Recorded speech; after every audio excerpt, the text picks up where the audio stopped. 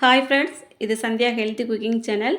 இது பார்த்திங்கன்னா செவ்வாய்க்கிழமை காலையில் நம்ம வீட்டில் என்ன லன்ச் நம்ம ரெடி பண்ணியிருக்கோம் அப்படிங்கிறத பார்க்கலாம். இன்றைக்கி பார்த்திங்கன்னா சாப்பாடு நான் காலையில் எழுந்திரிச்சதுமே வேக வச்சுட்டேன். கொஞ்சம் குளிச்சுட்டு சாமியெல்லாம் கும்பிட்டுட்டு அதுக்கப்புறமா தான் கிச்சனுக்கு வந்தேன். சரி, நம்ம எப்போவுமே சாப்பாடு தானே வச்சிட்ருக்கோம், அதை என்னத்துக்கு நம்ம ரொம்ப பெரிய வீடியோவை எடுத்துகிட்டு இருக்குது அப்படிங்கிறதுனால சாப்பாடு வடிக்கிற வரைக்கும் நான் வீடியோ எதுவுமே எடுக்கலை. நார்மலாக எப்போவும் சாப்பாடு வடிக்கிற மாதிரி வடித்தாச்சு. கொஞ்சம் பாவக்காய் இருந்தது, அதை நல்லா க்ளீன் பண்ணிவிட்டு நல்லா ரவுண்டாக கட் பண்ணி அதில் உள்ள நடுவில் உள்ள விதைகள் எல்லாம் எடுத்து வச்சுருக்கேன். இதில் பார்த்திங்கன்னா காஞ்ச கறிவேப்பிலை இருக்குது. இதை கறிவேப்பிலை பொடி செஞ்சிடலாம் அப்படின்ட்டு எடுத்து வச்சுருக்கேன். பாவக்காயும் நல்லா கழுவி தண்ணி வடிய வச்சுட்டேன். சாப்பாடு ஒரு பக்கம் வடித்து வச்சுட்டோம் இல்லையா, இனிமேல் அடுத்த வேலைகளை பார்க்கலாம். இப்போ ஸ்டவ் ஆன் பண்ணி கடாய் வச்சுருக்கேன். முதல்ல இந்த பொடி ரெடி பண்ணிவிடுவோம். இன்றைக்கி இந்த பொடி ரெடி பண்ணிவிட்டு கருவேப்பிலை சாதம் பண்ணிடலாம் அப்படின்ட்டு. இப்போ இதில் ஒரு அரை ஸ்பூன் அளவுக்கு தான் எண்ணெய் விட்டுருக்கேன், நிறைய விடலை. இதில் ஒரு 3 ஸ்பூன் அளவுக்கு நான் உளுத்தம்பருப்பு சேர்த்துட போகிறேன். கடலைப்பருப்பு முடிஞ்சிட்டு, கடலைப்பருப்பு இருந்தால் கடலைப்பருப்பு சேர்த்துடுங்க. ஒரு 2 ஸ்பூன் உளுத்தம்பருப்பும் 2 ஸ்பூன் கடலைப்பருப்பும் சேர்த்திங்கன்னா ரொம்பவே டேஸ்ட்டாக இருக்கும். இன்றைக்கி நான் ஒரு 3 ஸ்பூன் அளவுக்கு உளுத்தம்பருப்பு மட்டும் சேர்த்துருக்கேன். தீ மீடியம் ஃப்ளேமில் வச்சுட்டு நம்ம நல்லா வறுத்துட்டு இருக்கலாம்.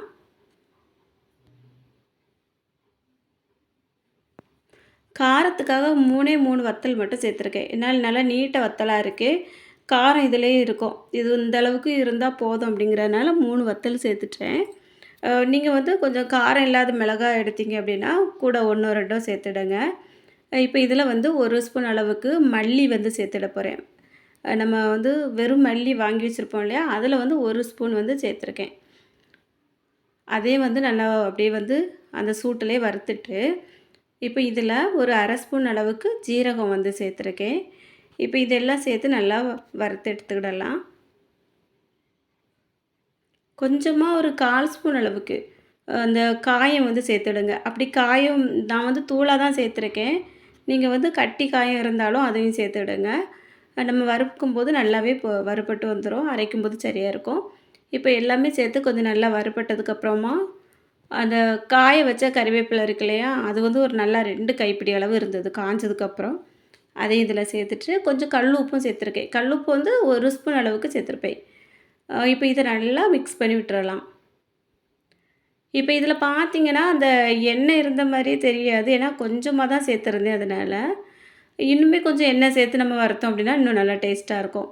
இப்போ நல்லா அது வறுபட்டுட்டு ஒரு பக்கம் இறக்கி வச்சுட்டேன். இனி அந்த பாவக்காய் இருக்குல்லையா, அதை வதக்கிக்கிட போகிறேன். அதுக்காக நான் நல்லெண்ணெய் சேர்த்துருக்கேன். ஒரு 50 ml அளவுக்கு எண்ணெய் சேர்த்துருப்பேன். ஆனாலுமே இந்த பாவக்காய்க்கு பத்தாது தான். ஆனால் நம்ம கொஞ்சம் சிம்லே வச்சு பொறுமையாக வேக விட்டோம் அப்படின்னா அந்த எண்ணெய் அடி பிடிக்காமல் நல்லா அழகாக வெந்து வரும். நான் கிண்டுற மெத்தடை நீங்கள் பாருங்கள். ஏன்னா இன்றைக்கி ரொம்ப ரிலாக்ஸாக தான் இருக்கேன். அதனால் பொறுமையாக செஞ்சுக்கிடலாம் அப்படின்ட்டு நல்லா சிம்மில் வச்சு கொஞ்சம் கலந்து விட்டுட்டுருக்கேன். இன்னுமே நம்ம கொஞ்சம் இப்போ ரவுண்டாக கட் பண்ணியிருக்கோம் இல்லையா, அதை கொஞ்சம் சின்னதாக கட் பண்ணாலும் சீக்கிரமாக வதங்கிரும். ஆனால் இது இந்த மாதிரி இருக்கும்போது பார்க்கக்கு நல்லாயிருக்கும். அதனால் நான் அந்த மாதிரி ரவுண்டாக கட் பண்ணியிருக்கேன்.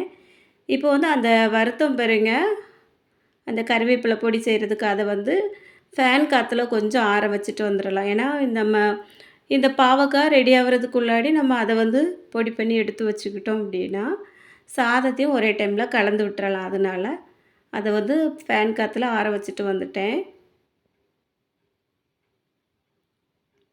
பாவக்காய் இப்போ ஓரளவுக்கு கொஞ்சம் வதங்கியிருக்கு பாருங்கள், லைட்டாக நிறம் மாறி வந்திருக்கும், உங்களுக்கு தெரியும்னு நினைக்கிறேன். நான் ஏற்கனவே உப்பு சேர்த்துட்டேன். ஒரு ஸ்பூன் அளவுக்கு உப்பு சேர்த்துருப்பேன்.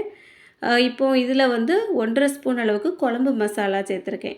இப்போ உங்கள்கிட்ட குழம்பு மசாலா இல்லை அப்படின்னா நீங்கள் கொஞ்சம் மஞ்சள் தூள், 1 ஸ்பூன் அளவுக்கு வத்தல் தூள் சேர்த்துடுங்க. 1 ஸ்பூன் அளவுக்கு மல்லித்தூள் சேர்த்துட்டு கொஞ்சம் ஜீரகத்தூள் இருந்தாலும் சேர்த்து நல்லா கலந்து விட்டுருங்க. இந்த மசாலா சேர்த்ததும் அடியில் பிடிச்சிட்டு கரிஞ்சு வர்ற மாதிரி இருக்கும். ஏன்னா நம்ம எண்ணெய் நிறைய சேர்க்கல இல்லையா, அதனால் நல்லா சிம்லே வச்சு பொறுமையாக கலந்து விடுங்க. பார்த்திங்கன்னா காலையிலையுமே நல்லா கிச்சனில் ஹீட்டாக இருக்குது. அப்பப்போ பார்த்திங்கன்னா பெட்ரூமில் ஃபேன் ஓடிக்கிட்டு இருக்கு, அங்கே போய் நின்று கொஞ்சம் காற்று வாங்கிட்டு வந்துட்டுருக்கேன். இன்றைக்கி பார்த்திங்கன்னா ரொம்பவே சிம்பிளாக தான் நான் வந்து சாப்பாடு பண்ணிட போகிறேன். இன்றைக்கி சாதம் வடிச்சிட்டேன் இல்லையா, இதில் கருவேப்பிலை பொடியும் போட்டு சாதம் கிண்டிட்டோம் அப்படின்னா ரொம்பவே நல்லாயிருக்கும். நீங்கள் வந்து நல்லா நல்லெண்ணெய் சேர்த்து சாப்பிடுவீங்க அப்படின்னா நல்லெண்ணெயிலே இந்த தாளித்து கிண்டுங்க, ரொம்பவே டேஸ்ட்டாக இருக்கும். எங்கள் வீட்டில் வந்து ஒருத்தர் நல்லெண்ணெய் விரும்புவாங்க, ஒருத்தர் வந்து விரும்ப மாட்டாங்க. அந்த மாதிரி இருக்கிறதுனால நான் வந்து நார்மலாக சமையல் எண்ணெயில் தான் இந்த கருவேப்பிலை சாதம் வந்து செஞ்சுட போகிறேன். ஆனால் பாவக்காய் மட்டும் நல்லெண்ணெயில வதக்கிருவேன். ஏன்னா அந்த பாவக்காயோட கசப்பு அப்போ தான் வந்து ரொம்ப தெரியாது, கொஞ்சம் நல்லா இருக்கும் அதனால். நீங்கள் வந்து இன்னுமே கொஞ்சம் எண்ணெய் கூட விட்டு வதக்கலாம். நான் வந்து எனக்கு ரொம்ப எண்ணெயா நின்னா நம்ம சாப்பிட்டதுக்கப்புறம் கொஞ்சம் மேலே வந்தால் அப்படி சாப்பாடு வந்து மேலே வரும்போது எண்ணெயாக வந்தது போல் இருக்கும். அதனால அந்த எண்ணெய் வந்து கொஞ்சம் குறைச்சி எடுத்துக்கிடலாம் அப்படின்ட்டு சிம்லே வச்சு நல்லா பெரட்டி விட்டுட்டு இருக்கேன். இப்போ பொடி வந்து ஆறிட்டு அதையும் அரைச்சி எடுத்துகிட்டு வந்துட்டேன். இப்போ இதில் வந்து 1 ஸ்பூன் அளவுக்கு நாட்டு சர்க்கரை சேர்த்துருக்கேன். ஏன்னா கொஞ்சம் சாப்பிட்டு பார்த்தேன், நல்லா கொஞ்சம் கசப்பாக தான் தெரிஞ்சது. பாவக்காய்னாலே கொஞ்சம் கசக்க தான் செய்யும் நம்ம என்னென்னு வச்சாலும். இருந்தாலும் அந்த கொஞ்சம் நாட்டு சர்க்கரை சேர்த்தோம் அப்படின்னா, அந்த கசப்பை வந்து கொஞ்சம் பேலன்ஸ் பண்ணி கொடுக்கும் அப்படிங்கிறனால சேர்த்துருக்கேன். இப்போ வந்து உப்பு எல்லாமே சரி பார்த்துட்டேன். இந்த பாவக்காய் எப்படி நல்லா வந்திருக்கு பார்த்தீங்களா? நல்லா வதங்கினதுக்கப்புறமா இந்த மாதிரி 1 ஸ்பூன் அளவுக்கு நாட்டு சர்க்கரை சேர்த்து நல்லா ஒரு 2 நிமிஷத்துக்கு கலந்து விட்டோம் அப்படின்னா, நாட்டு சர்க்கரை வந்து அந்த பாவக்காயோடு சேர்ந்து வரும்போது ரொம்ப கசப்பு தெரியாது. கடைசியில் 1 ஸ்பூன் அளவுக்கு நல்லெண்ணெயும் நீங்கள் நல்லா விட்டுட்டு கலந்து இறக்கிருங்க. ரொம்ப நல்லாயிருக்கும்.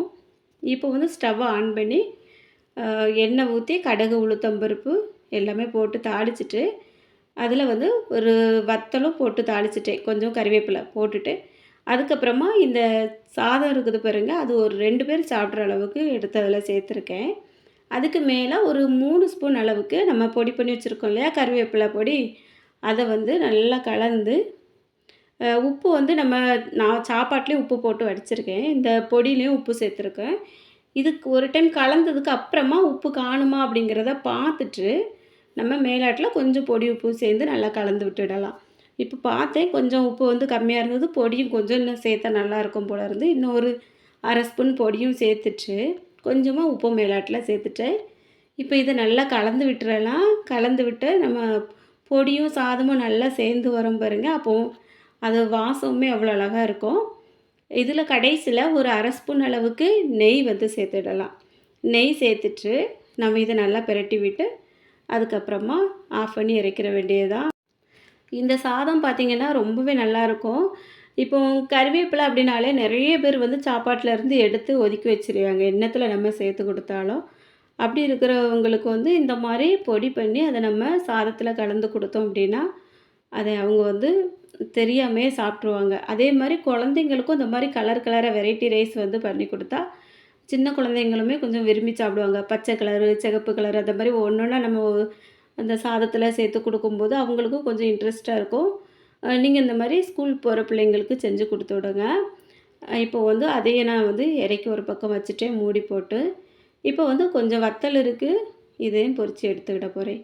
இவ்வளோ தான் இன்றைக்கி நம்ம வீட்டில் சிம்பிளான லஞ்ச் தான் காலையில். இப்போ வந்து நேற்று வச்ச பழைய சாதம் கொஞ்சம் இருந்தது, அதுவும் நான் வந்து இந்த பாவக்காயும் வத்தலும் வச்சு காலையிலே பழைய சாதம் வந்து சாப்பிட்டுட்டேன். இன்றைக்கி பிள்ளையும் பையனும் மட்டும் இந்த சாதம் சாப்பிட்டுட்டாங்க. மதியத்துக்கு நான் வந்து வேறு சாப்பாடு இருக்கு இல்லையா, அதனால் வேறு குழம்பு வந்து ரெடி பண்ணிக்கிட்டேன். முள்ளங்கி புளிக்குழம்பு வந்து ரெடி பண்ணியிருந்தேன். ஆம்லேட்டும் போட்டு சாப்பிட்டோம். அவ்வளோந்தாங்க இன்றைக்கி. காலையில் பார்த்திங்கன்னா எல்லாமே ரெடி பண்ணியாச்சு. இன்றைக்கி இந்த வீடியோ வந்து உங்களுக்கு பிடிச்சிருக்கும்னு நினைக்கிறேன். வீடியோ பிடிச்சிருந்தா எப்படி இருந்தது அப்படிங்கிறதையும் சொல்லுங்கள். அப்படியே நம்ம சேனலை சப்ஸ்கிரைப் பண்ணிவிட்டு பக்கத்தில் இருக்க பெல் பட்டனை ஆன் பண்ணிடுங்க.